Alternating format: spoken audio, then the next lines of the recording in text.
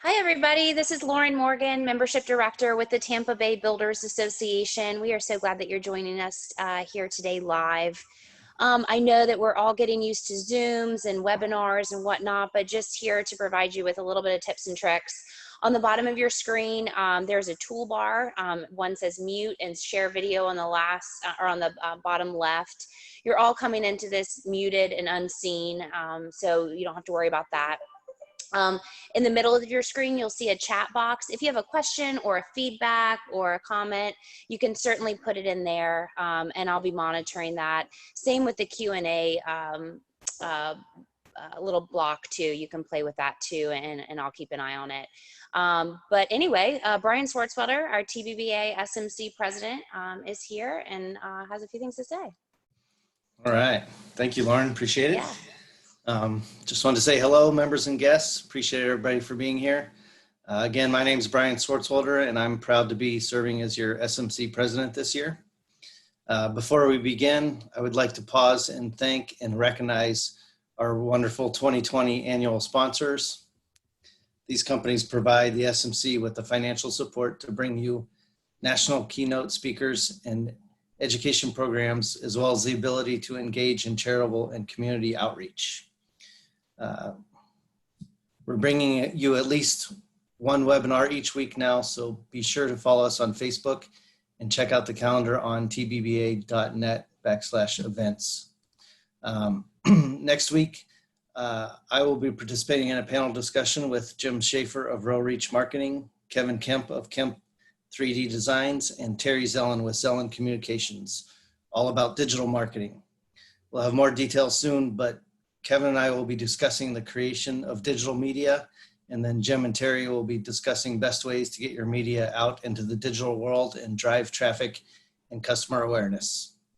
That event is scheduled for next Thursday, April 30th at 11 a.m. via Zoom, and you can find the registration link online at www.tbba.net/events. And most importantly, I'm proud to welcome and thank Meredith Oliver for offering her insights and strategies to leverage technology to make a sale during these times. Thank you, Meredith, and welcome. Thanks, Brian. Thanks, Lauren, for inviting me. I appreciate it so much. It's great to be with you guys and try to figure out these very strange times together, right? So Lauren asked me to hit on some tips, tricks, hacks on selling virtually. And I know you guys had a panel, I think last week or recently, with sales managers, and that this has been a challenge, adapting to virtual selling. I mean, it is not what you signed up for, right? So today I'm going to focus on that. So I'm really hitting on sales strategies for you on-site agents as well as online sales counselors, both. And of course, I always have a bit of a marketing digital twist to anything I do. So if you're in the marketing side of the business, hopefully this will be useful to you as well. I definitely will be using the chat anytime. If you have a question, a Q&A, please write in. I want to brainstorm with you. I want to interact with you. I'm not using any slides today because I know you kind of get webinared out with slide. So we're just going to try to make this as interactive and conversational as we possibly can. And if you need anything, Lauren, of course, is behind the scenes monitoring everything and can help jump in with that as well. If you don't know me, I'm a digital marketing and sales expert. I've been in the home building industry since 2001. I know, right? I look way younger than that. So I've been doing this a long time. I'm the president of Meredith Communications. We do digital marketing and sales training for home builders. It's really all we do. So I live it and breathe it every single day. So that's where my ideas come from today. So here's how I approached our presentation today. I'm going to give you a series of, let me look down at my notes, five acronyms / one word points. 5. And in that, with each one, I'm going to teach you a concept that will hopefully help you improve your virtual selling skills. My goal is also to do that in a short enough amount of time that we leave a lot of time for Q&A. So this could really go any direction you want it to go.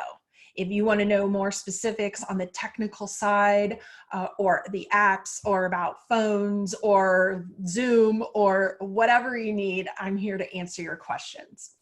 So my first acronym for you today is T like Tom, T, G like good, S like Sam, TGS.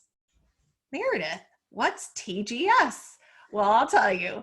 TGS is something I invented, and it's stands for Technology Guilt Syndrome. Now, a lot of you right now are suffering from TGS. If you're on the marketing side of the business, you might be suffering from MGS, Marketing Guilt Syndrome. And I've always found that your mindset determines where you go and how successful you are, right?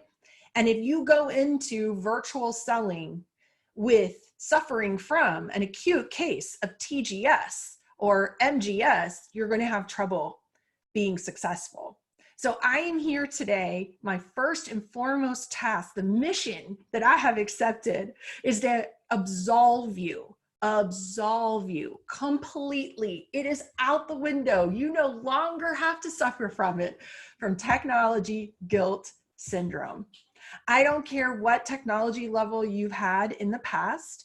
Maybe you're feeling like, I do not know how to do all this stuff and I never learned, and that baggage, that voice is clicking away in the back of your head. Well, it's going to be very hard for you to move forward.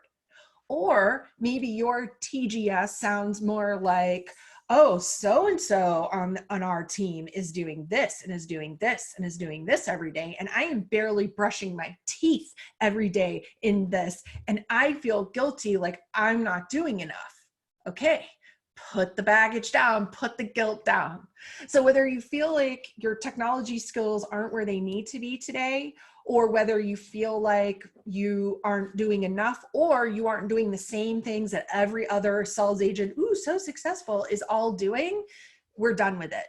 TGS, no more. Because my number 2, my next acronym for you is KISS. Keep it, what does it stand for? Somebody chat it in. What does it stand for? Keep it what? I'm waiting. I know one of you guys have it. Come on. Keep it what? Simple, stupid, right? Keep it simple. Thank you, Erin. Thank you for playing along. Keep it simple. And to be good at virtual selling, you do not need to be Mark Zuckerberg good at technology. You do not need to be Steven Spielberg good at filming videos. Not at all. In fact, the more genuine and authentic that you come across in today's environment, the more your communication when you're using technology will break through all of the noise and actually connect with someone. So you can be absolved today of feeling guilty about a lack of skill or not doing enough or not doing the right things, because you really only need to do one thing. So what I would propose to you is find your lane when it comes to virtual selling. Pick a lane, get in the lane, and run with it. What do I mean by that? Well, there's a lot of different lanes. For example, maybe you want to keep it so simple, you're just going to use FaceTime to reach out to your customers that are currently under contract. Look, protecting your backlog is priority number 1 right now. It is the number 1 thing you can do. When was the last time you reached out to those people under contract and just said, hi, how are you? Are you well? Are you safe? And maybe the virtual part of this for you is you're going to send them a quick email or text message and say, hey, you have a second to catch up on FaceTime? And you're just going to show them your lovely face and they're going to see your lovely face, and FaceTime is your lane. If you find you're a bit technology challenged, FaceTime's about the simplest platform for you to use. But let's say you're not a FaceTime person, you're not an Apple user, you're an Android user or whatever else, and you don't like it, but you like Zoom. Okay, fine. Zoom is your lane. We are going to use Zoom. So the point is, don't feel like that if you don't know how to use Zoom, you should be doing that. No. When times are hard, when we're having to rapidly evolve into something, when things that maybe we should have known to do before are suddenly now required of us and we have no time to adapt and whatever, the last thing you want to do is make this more complicated right now. Why are you making it hard on yourself? Keep it simple. Keep it simple. Pick a lane. Maybe the lane you want to pick are video emails. So if you're not familiar with a program like BombBomb, and there's many of them out there, just Google video emails.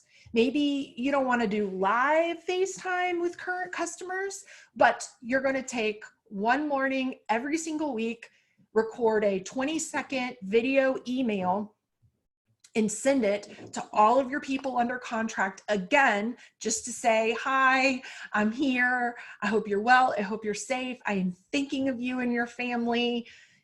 Please let me know how I can help during this time. And that's it. And that's going to keep you engaged with them. So I hope I'm giving you different examples, different lanes that you can pick from. But the point is, you don't have to do all of those things. You don't have to feel like I have to be FaceTiming and now I have to be Zooming and now I'm bombing and now I'm TikToking. I mean, I'm TikToking. I am not going to TikTok. I'm not.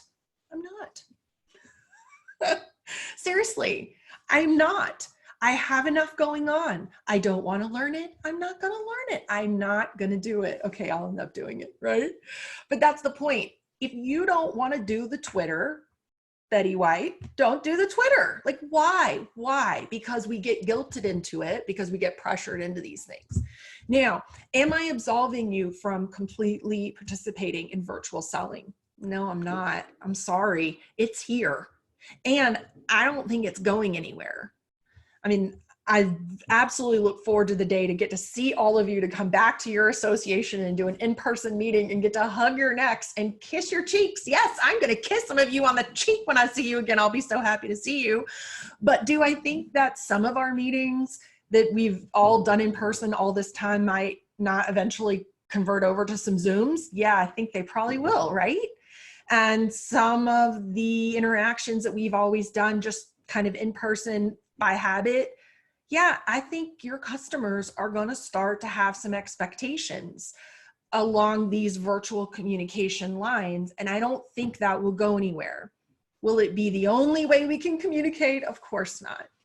So you need to participate in this, but the question is how, and that's going to be up to you. Now, how do you pick a lane? Well, I pick a lane based on one, what do you enjoy? Like, if you enjoy Facebook and Facebook Messenger, you do it all the time. The politics posts don't bother you. They don't irritate you. You've got a pretty good set of followers on there. You know some realtors on there. That's your platform. Cool. Great.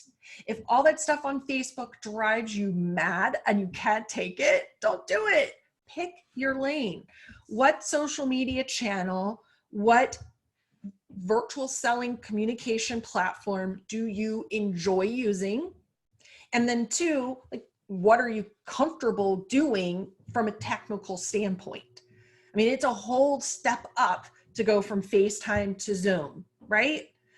Or maybe you've never gone live on Facebook and live streamed before, and going live on that really doesn't appeal to you. In fact, maybe doing video doesn't appeal to you at all. Well, I'd like to push you in that direction. I'd like to get you there eventually.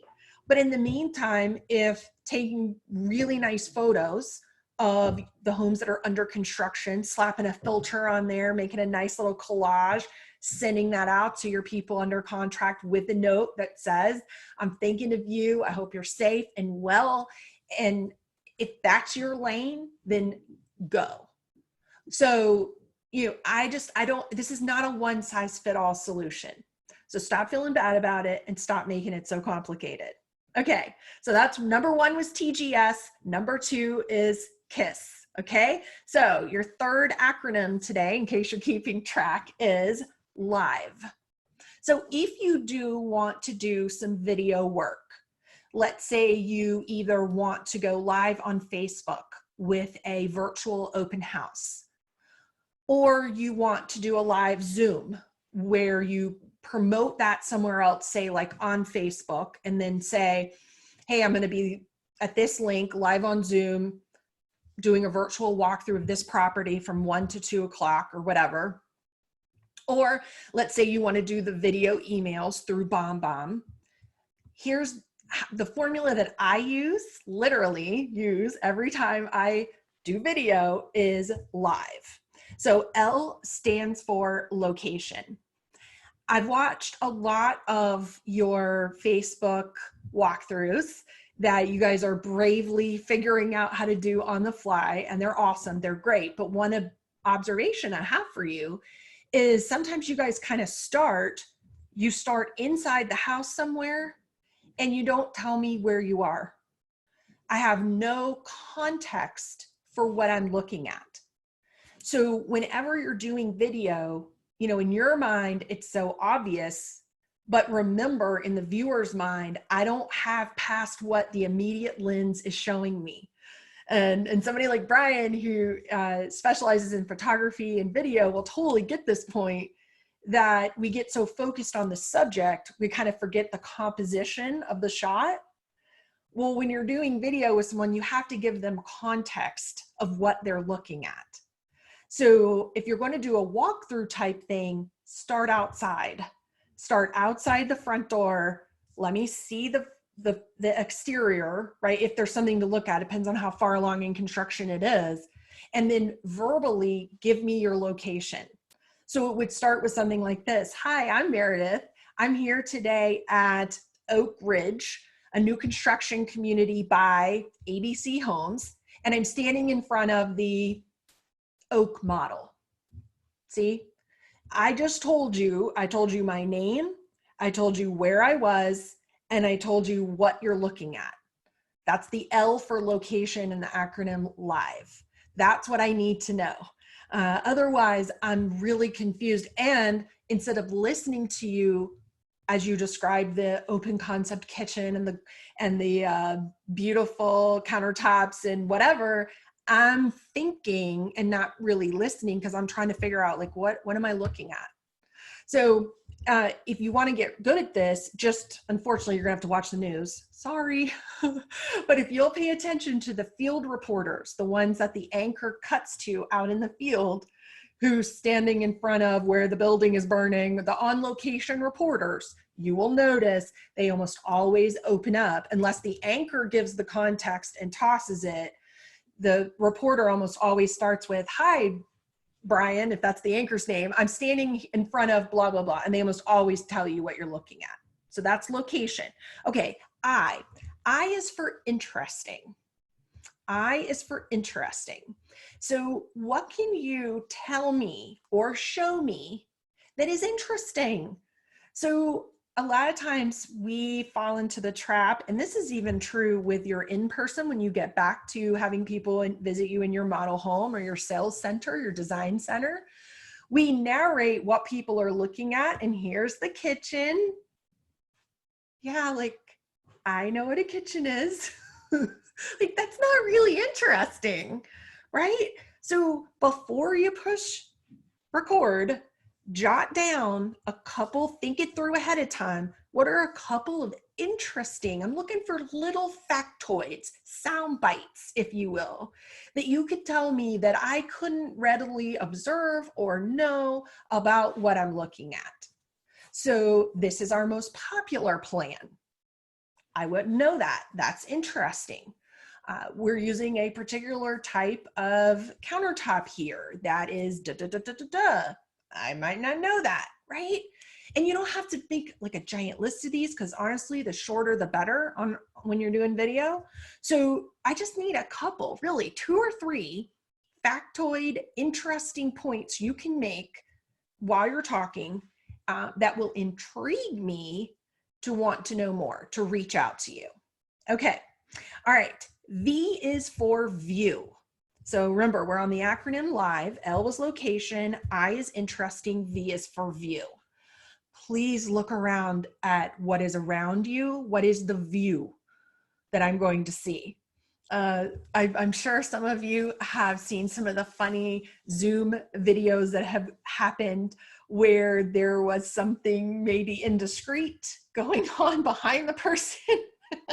Or like their underwear was on the chair air drying and they were on the Zoom and you're like, dude, I can see your underwear, right? It's like, what's the view? Now, because I do so much of this live work like this, I've put a fair amount of time into what you see behind me. But if you guys could see the 90% of the rest of my office here, it's a complete disaster. And I have on jeans with, so it's like, it's just what is in the view of the camera that they can see, just making sure it's professional and it's done well. Again, it doesn't have to be perfect. And again, I do this a lot, so I invested some into this, but I swear to you, if y'all could see the rest of what I'm looking in here, it is a hot, unorganized mess of an office. Okay. But I did spend some time thinking about what I wanted you to be able to view today. So, and I'm stationary and I do most of my video work here. So it made sense. You might be moving around. So just before you press record, just look around at the home you're walking them through. Just kind of make sure there's not any obvious like safety hazards. There's not a pile of trash in the corner. Just kind of look around and make the view look as good as you can. When you're new to doing video work, a lot of times you're so busy looking at yourself and going, oh my God, where did those 3 chins come from? Like, I knew I had more hair than this. What is happening? You're so busy looking at yourself, you forget to look at the rest of the frame and what people are looking at. So keep the view in mind. Okay. Again, it doesn't have to be perfect, but just make it professional is all we need. And then E for live. So remember, L is location, I is interesting, V is view, and then E is everything else. Meaning that you just want to think about the other people who is going to be listening and just be your genuine self. You do not have to be perfect. You can have an or an ah. You can get distracted. There might be a dog bark. Like, just prepare yourself that everything and anything can happen when you do video, and it might. And it's okay, right? The guidelines that you want to follow for it are just simply this. If you were to accidentally say something that wouldn't be appropriate, like if you were in the model home, you get a little curse word that slips out there or something like that, then obviously you want to hit delete and like start over. But otherwise, just know that it is not going to be perfect and it'll be fine. It'll be fine because again, you're making effort to reach out and connect. And if you do it from that perspective, then it will be very well received. Okay, so that was live, number 3. Okay, now I don't really see any questions or anything in the chat box yet. So again, I am here, I am open, I'm available. If you have question and answer under Q&A or whatever, I'm doing all the talking. So I'm happy to interact with you and answer questions as they're coming along. Okay? Okay, number 4. Number 4, when you're doing virtual selling and particularly just your mindset during this particular situation that we're in, is I want you to know it's okay. Okay? What do you mean, okay? Like we're all gonna be okay?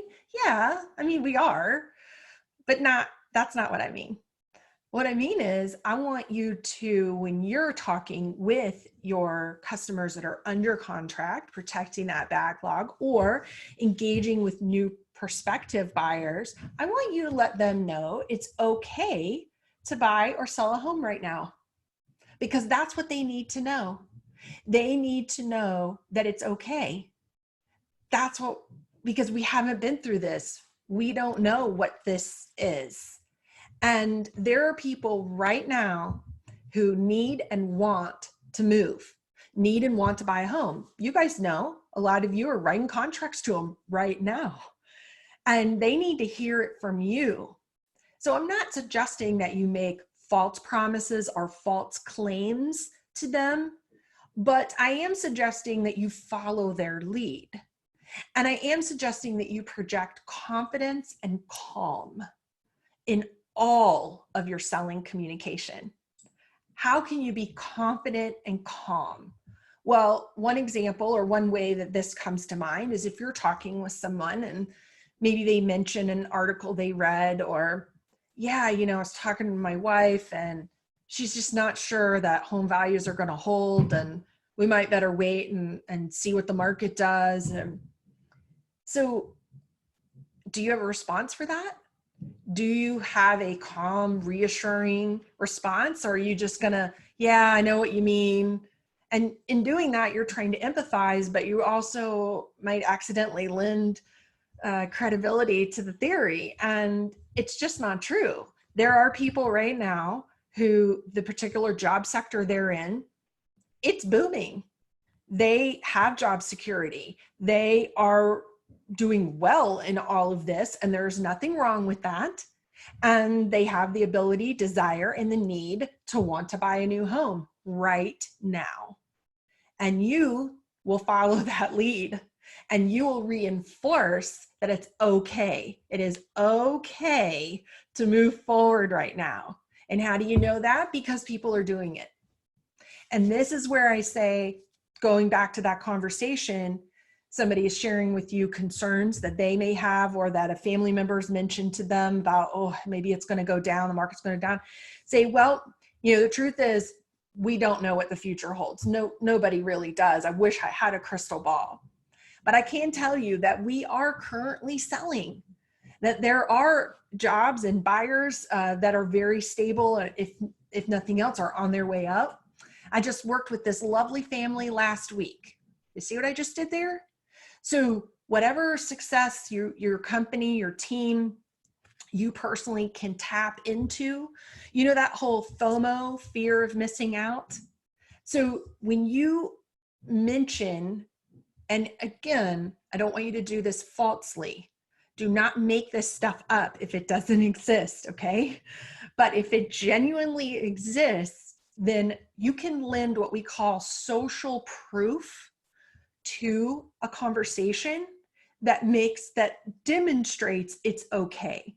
And that's without you saying, with no evidence, hey, it's just okay. It's a great time to buy.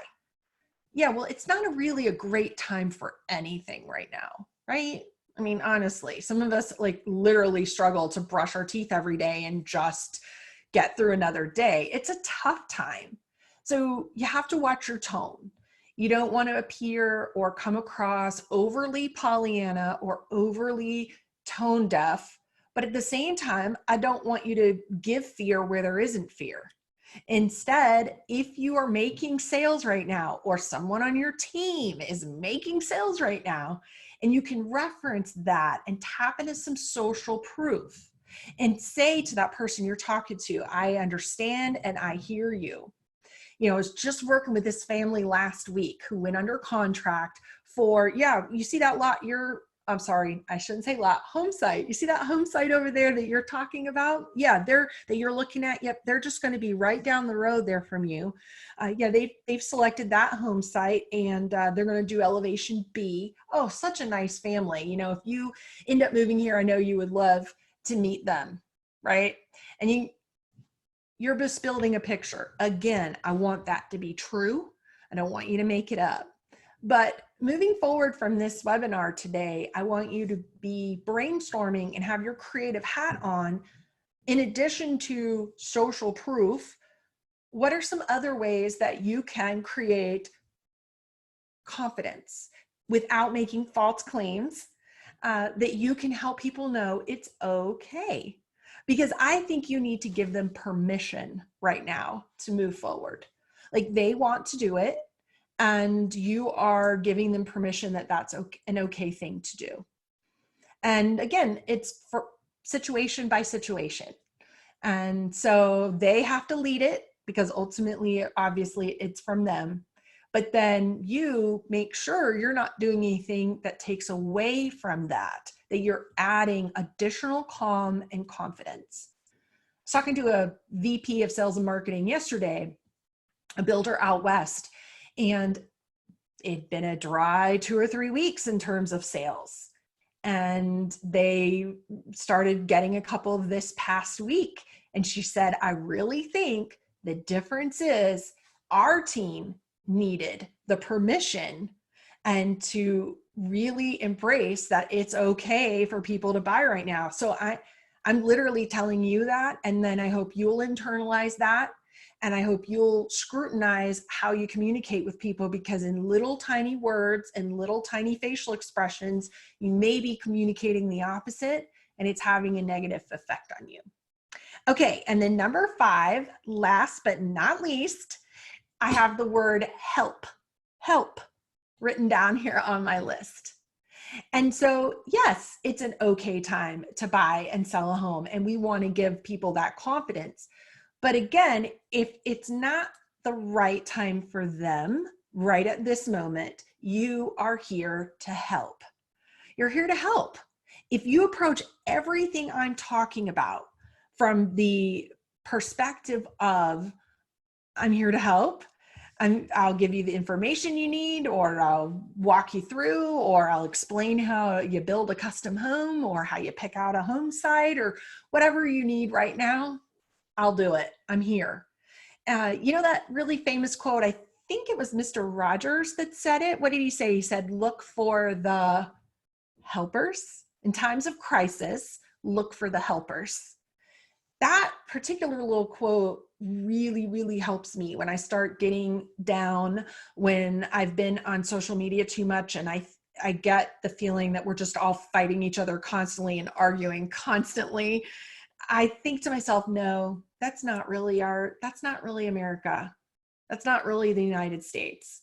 Because it's interesting, when I'm not on social media and I'm out with you guys, getting to travel around and giving my talks and doing my trainings, and the people I encounter, I'm just, in the airport struggling, or on the plane trying to get my bag up in the overhead bin. I mean, it never fails somebody asks me if they can help me. Like, just from the most mundane, irritating tasks like flying to important times like 9/11 and other times throughout our history, we are helpers. That is who we are as a country. And that's really how we feel about each other. And all of the infighting that goes on about politics on social media, it really isn't happening as much out there when you get out. And that's what's so difficult about the particular challenge we face right now, is we don't get to get out and engage with each other to get the broader perspective. So we get very tunnel vision because we're just here in this house another day, make it stop, right? But I'm telling you, and I promise you, that there is a broader perspective. And that is that there are a lot of helpers out there. And I know that every single one of you that's on this Zoom today, you're one of them. So come from that perspective. Yes, I'm virtually selling you, but I'm really just here to help. A good example I can give you is an online sales counselor who's one of the best in the country. She works for a builder up in Pennsylvania. Pennsylvania is one of the 5 states right now that has deemed home building and residential construction as non-essential. So they've been completely shut down to all building activities. But she's still in her house fielding website chat leads and doing her online sales counselor work. It's not as brisk as it was, but they've still got a few people that they're talking to every day. And she said it's interesting that who she's talking to right now is a lot of medical professionals. Now, there's an industry that is in demand right now, right? So job security, has ability to buy a home. I mean, that's a great industry. And she's like, a lot of these folks are saying to me, I can't believe you're conversing with me. I can't believe how much great information you're giving me. you're really helping me. I mean, she's like, I've been doing this so long, I've gotten a little jaded, and their overwhelming gratitude for the service I've been providing has really woken me back up to what it is we do every day. And I was like, wow, that's a cool story. Thank you for sharing that with me. So look for the helpers. You're the helpers. And as you communicate with folks, it's really about what can I do for you during this time without expectation. And when you approach it that way, I know you're going to be incredibly successful with what you're doing. Okay, so that gets us through my 5 acronyms / words for what I wanted to cover with you. So let's do some Q&A. I'm gonna have to put my glasses on so I can read the screen and see what we've got, if we've got any here. All right, so this is a perfect time. Please chat your questions in to the Zoom chat. It is an icon at the very bottom of your Zoom toolbar, approximately underneath my chin, depending on the size of the Zoom screen that you've got there. We've got one here that says, do you suggest we upload the video to YouTube? Okay, and then should we edit the video or keep it raw footage? Okay, so these are 2 awesome questions. Let's tackle both of them. All right, number 1, what is the purpose of the video? What is the purpose? So with any of this virtual selling that you're doing, I want you to think about what is the purpose of this. If it's going to be a one-on-one communication, so you just want to film a quick video walkthrough of a home under construction to send it to that home buyer to create calm and confidence and protect that backlog, you don't really need to get that onto YouTube, right? You could, but it would be more effective to use one of the video email programs or products that I mentioned, like BombBomb, that would allow you to film the video in their platform and then hit send through the platform, and it just sends it to them. And you have a much better chance of the email going through, not going to junk, than being able to play it, etc. So for one-on-one communications, I would not. Let's say you're going to do something more where it's going to be you and you're hoping that many people will see it. Okay, well then there we've got a couple more options. So in that case, yep, you could film it and then you could upload it to YouTube, and then you could take it and put a link to it in an email, send it to a group of people in an email, something like that if you wanted to. If you're really wanting this to be seen on Facebook, then my experience has been, and some of the others of you that are here that are experts, please chime in on chat. But my experience has been, you want to upload the video directly to Facebook and let it live in Facebook. And then it will do better in their algorithm in terms of how many of your connections will see it. So I think YouTube we use more when we're going to upload a video and we want it on our website, on a web page. In that case, YouTube's a great, efficient, effective way to embed video onto websites. But if it's for one-on-one communication, I'd rather you use an email product for that. Or if you're wanting people to see it, I'd rather you upload it directly to LinkedIn, or upload it directly to Instagram, or directly to Facebook. And you're going to get a lot more views and a lot more interaction with it. Okay, great question. Oh, yes, your second part of your question was, should we edit the video or keep it raw footage? Okay, well, that depends. Number 1, I do really prefer that you keep it short and sweet and as genuine as possible. Again, as long as you don't commit any of the 7 deadly sins that would be considered unprofessional by your company.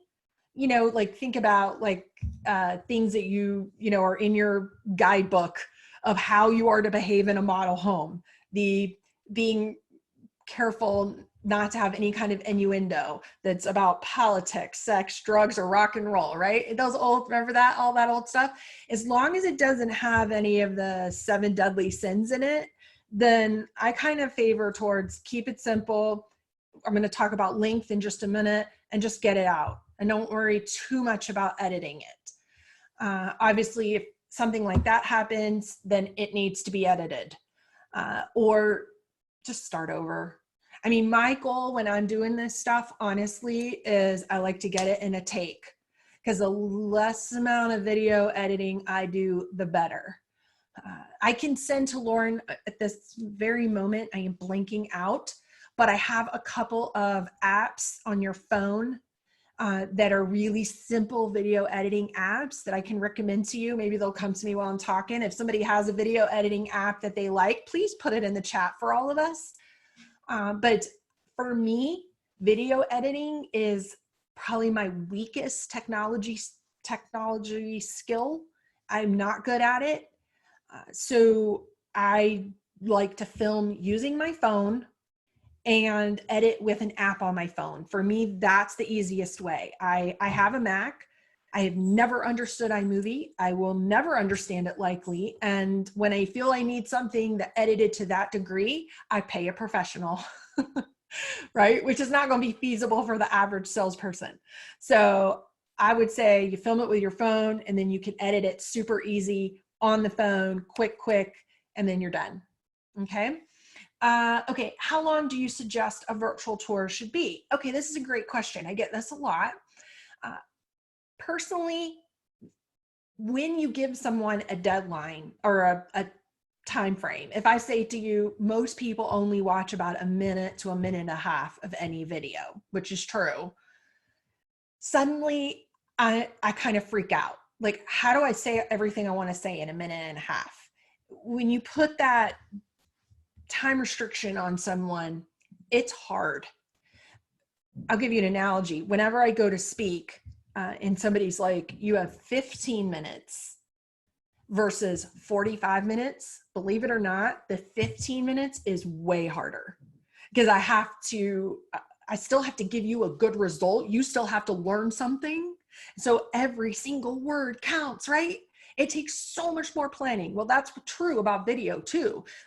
So my tip would be, don't worry about the length. Understand that somebody's going to pay attention. The most they're going to absorb is going to be that first 30 seconds, 45 seconds, maybe a minute. So if you have those little factoids, those little sound bites, say them up front. Don't save your good stuff for the end. But at the end of it, if your video goes 4 minutes, I don't care. Because if somebody's interested in what you're saying, they'll keep watching. That's cool. So there is more if they want to keep watching, but just know they're probably not you're not going to get a lot of views after the short amount up front. But putting a deadline on it, especially when you're not trained in video delivery, is hard. So what do you want to say? Get that call to action up front. That's the most compelling information that you want to share about this home that you're giving a tour of. And then if you want to expand upon it, walk to some other rooms, whatever, that's fine. I wouldn't keep going 9 or 10 minutes. I mean, there's just really no point. I would try to keep it to 4 or 5 minutes and then be done. You're just putting more pressure on yourself to come up with something to say. If for some reason for you, the thought of keeping it short makes this actually simpler or easier for you, fine, I'm all about it. But if it makes it harder, I get that too. All right, let me get the glasses back on here. Let me see what else we've got. Do you think it's okay to use an iPhone? Yeah, 1000%. Now, is it an iPhone 5? No. So if you've got an 8, 9, 10, 11, you're probably fine. All right. So I film almost everything I do with my iPhone. I happen to have an 11 Pro because I do a lot of this video stuff, right? So invest in the best iPhone you can, but 100% yes, you can absolutely film with your phone. There's 2 things you got to keep in mind: lighting and audio. I can forgive a not great, like your hand shaking a little bit and it not being Steven Spielberg quality video, as long as I can clearly hear you, right? So it's the audio. start paying attention when you watch something. If the audio's bad, you're out. The minute the audio goes bad, you're out. It's like, it almost hurts our brains. We can't hear. It's just like, no, make it stop, right? How do you fix that? Okay, so you see I've got my AirPods in. Your AirPods actually have a pretty decent mic in them. So if you were to put a set of AirPods with your phone, you could record and this mic would pick up your audio and it would really sound quite good. Of course, you could use corded earbuds if that's what you have. If you don't have a set of wireless AirPods, you could use the corded ones, right? And that would be fine. It's just a little bit harder to work with a cord if you're going to be walking around a house, right? Trying to show. But if you're stationary, if you're just going to be doing the video emails, sending them to your customers, and you're going to sit down at your kitchen table, then the wired. Okay, my video just froze. Okay, oh my God. Lauren, my heart just stopped. Chat me and make sure that you still have me. Because like my video totally froze on the screen and okay. So some of you, yes, I am living in a brand new construction home in a new construction neighborhood where they do cut the internet line sometimes. Okay, I'm awake. Good. Okay, thank you guys. Okay, so see, stuff happens. What was the E in live? Everything else. It's gonna happen. Just roll with it. Okay, so anyway, yeah, so if you're just gonna be sitting still, the wired earbuds to your phone will give great sound. So always think about audio. And number 2 is lighting. All right, so if you'll go to Amazon and type into Amazon ring light, there are many different types on there. There are desktop ring lights. I have a ring light that's lighting me right now. I buy the one on a stand, on a tripod stand. So it could either be, waist high if I'm sitting at a desk, or it can be, if I stand up and record, it's as tall as I am. And a ring light gives you this soft, nice light that is both helps you appear to be younger and make sure everyone can see you. So just kind of think about lighting. If you don't have the budget, or you, again, want to keep it simple on your lighting, then what you always want to do is make sure the lighting is coming towards your face, not from behind you. Okay, don't stand in front of a window and film the video with the camera facing the window. You stand in front of the window with the light from the window on your face. So natural soft light from outside is perfectly fine. And again, if you're a professional and can get lit around you, great. But again, if you're just keeping this simple, don't worry so much about the light all around you. Just make sure they can see you and they can hear you clearly. Okay? Hey, Meredith, right. it looks like we have a couple of people with their hands raised. Would you mind taking a live question or comment from them? I'll allow. No, not at all. No. Okay, Stacy has had her hand up quite a bit, so I think she's ready. Sorry, Stacy. Oh, no, wait a minute. Now they just all lowered their hands. Oh, no, there's Stacy's still there. Here we go. I know, all right, right? Stacey, you are able to talk. Stacy, what's going on? So this was a Zoom automatic hand raise. I did not know I had my hand raised. So thank you for bringing that to my attention. And now you've learned. We are learning now. I know. We are learning together. Yes. Okay, cool. Thank you. No problem. All yeah. right.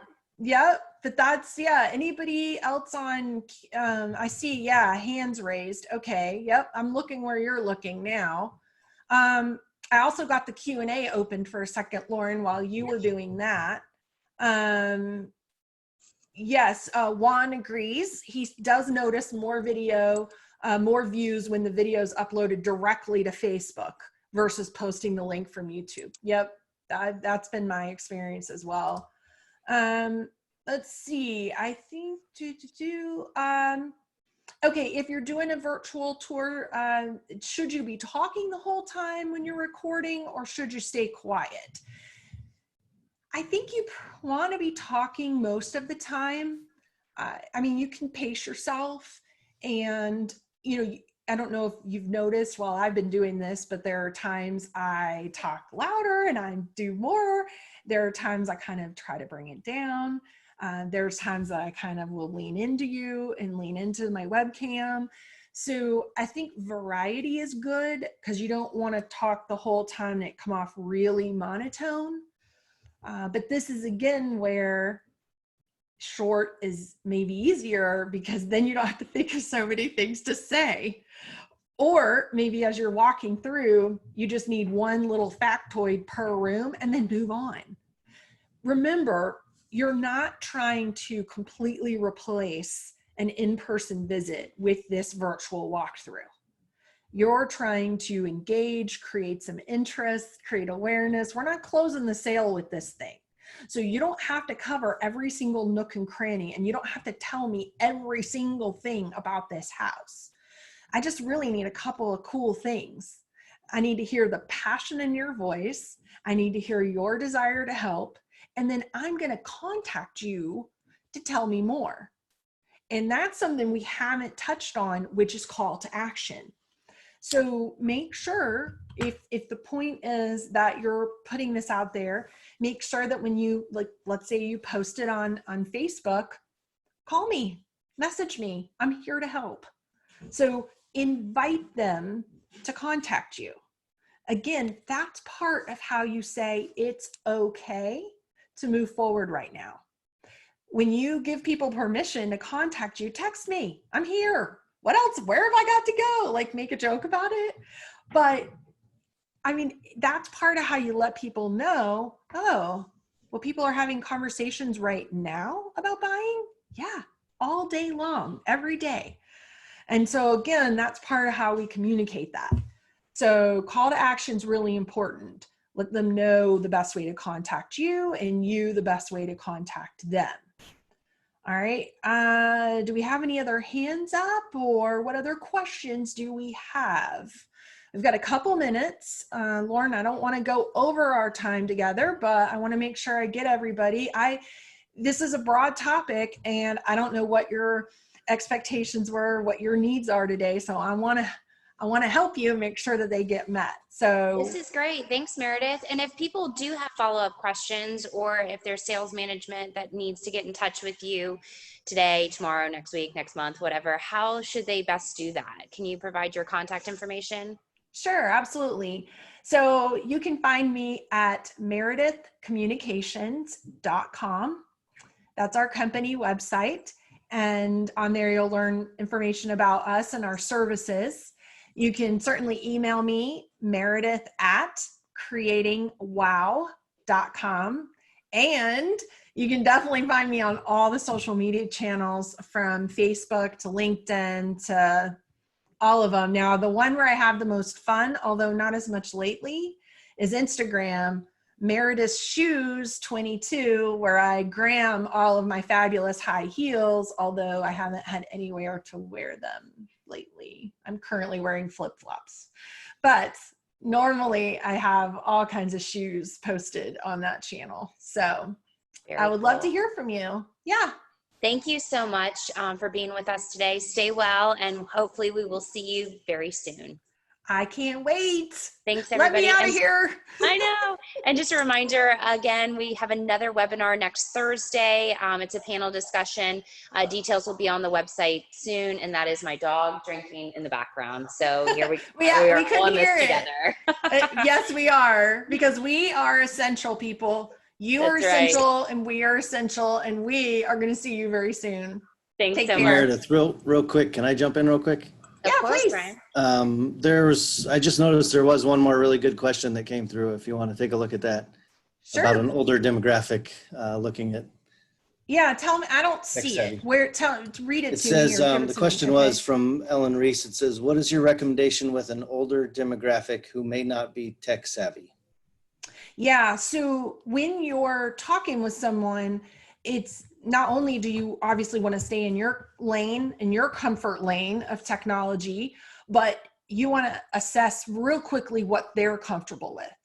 So if you say to them, well, hey, could we talk now? You have a second? Like if you were emailing, Yeah, okay. You want me to call you? You want to FaceTime? You want to Zoom? Like, you just kind of rattle off a couple options. And if they go, what Zoom? That's out, right? Like, we're not going to learn to Zoom on this phone call, right? So that just kind of tells you really quick. And if they go, sure, FaceTime's great. Okay. Or if they go, I don't really do any of that stuff. Can you just call me? Sure. Right. So I think you just need kind of like a qualifying question that you feel comfortable with, and don't list anything you don't feel comfortable with, but what, of what are the options to communicate, but you are giving them an option for a richer conversation. Since you can't meet with them in person, I want you to throw that out where they can see your lovely face. But if they're not comfortable with it, that's fine.